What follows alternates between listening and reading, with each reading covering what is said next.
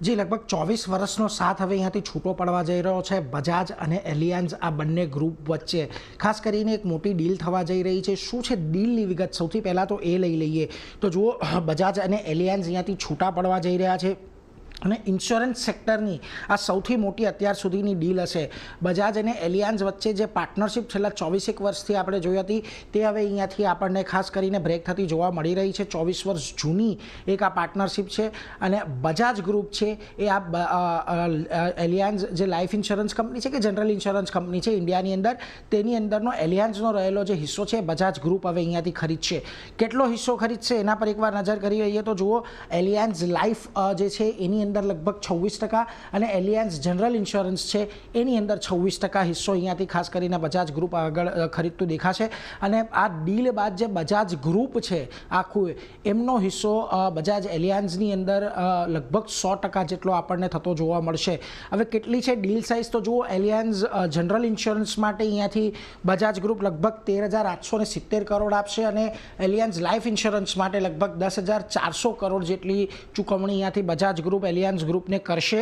અને આ એલિયાન્ઝ general life છે એની અંદર જે હિસ્સો થવાનો છે એની અંદર બજાજ ફિન્સર્વ લગભગ 1% જેટલો હિસ્સો ખરીદશે. બજાજ હોલ્ડિંગ્સ કે જેની પાસે બજાજની વિવિધ ગ્રુપની કંપનીઓ છે એમનો હિસ્સો અહીંયાથી 19% જેટલો જશે અને જમનાલાલ સન્સ જે છે એમની પાસે લગભગ 5% જેટલો હિસ્સો આપણને થતો જોવા મળશે.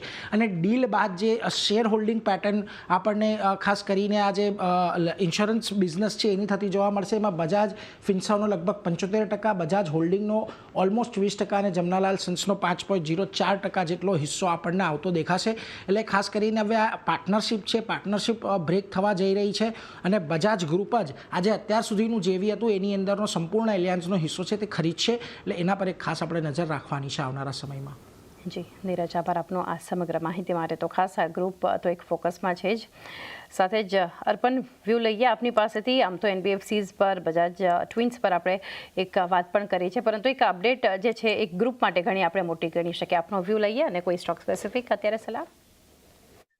તો બજાજ ફિનાન્સ અને બજાજ ફિન્સર્વ આ બંને કાઉન્ટર છેલ્લા ઘણા સમયથી એક સ્ટ્રોંગ પોઝિટિવ ટ્રેન્ડમાં ટ્રેડ કરી રહ્યા છે. અને જે ઇવન ધો રિસેન્ટલી માર્કેટ એક અંડર પરફોર્મન્સ સાથે ટ્રેડ કરી રહ્યું હતું, ઓવરઓલ બ્રોડર માર્કેટ અગર તમે જુઓ તો કોઈ સ્ટ્રોંગ બાઇંગ એક્શન આવતું જોવા નહોતું મળી રહ્યું. એ દરમિયાન બજાજ ટ્વિન્સમાં તમને એક સ્ટ્રોંગ બાઇંગ એક્શન આવતું જોવા મળ્યું હતું.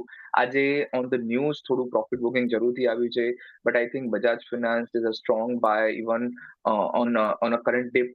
અને તમે કરંટ લેવલથી 8,900 ટુ 9,000 સુધીના અપસાઇડના ટાર્ગેટ બજાજ ફિનાન્સ માટે તમે એક્સપેક્ટ કરી શકો છો.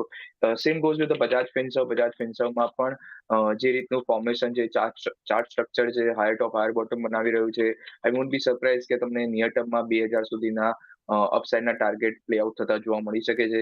સો બજાજ ફિનાન્સ અને બજાજ ફિન્સર્વ આ બંને કાઉન્ટર પર બાયસ પોઝિટિવ સાઇડ પર રહે છે. બંને પર